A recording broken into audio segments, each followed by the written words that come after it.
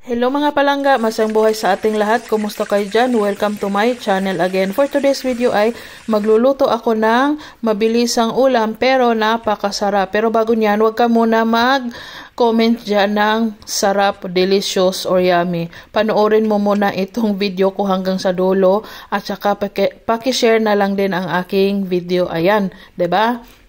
Para masaya tayong lahat. Ayan. So, nag-prepare ako ng red onion, tapos cherry tomatoes, at saka green onion or spring onions. Scallions yan ang tawag sa ibang lugar eh. Ayan. So, ganyan lang yung pagka-slice ko. Kayo na bahala kung gusto nyong lakihan o liitan pa yung pagka-slice. Pero para sa akin is perfect na yan. So, dito is, nag-prepare din ako ng green mango.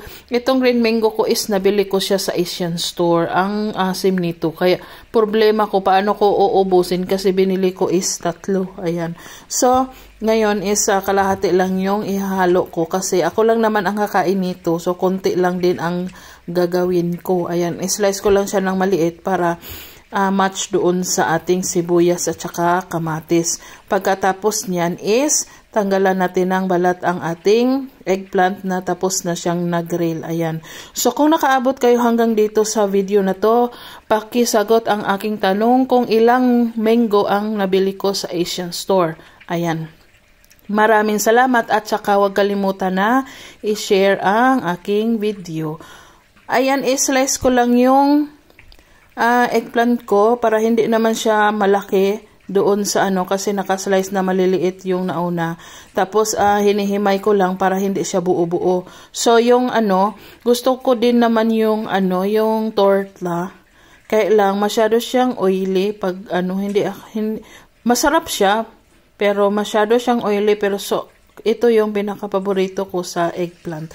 So pati soy sauce, pinakurat at saka spicy vinegar, tapos kaunting lemon, pepper at saka liquid seasoning. Yan lang yung nilagay ko dito para masarap ang ating ulam ngayon. Ayan. So, ayan, tapos na yan siya. Tapos, tinanggal ko na din ang aking tilapia. So, ayan na ang aking dinner for today.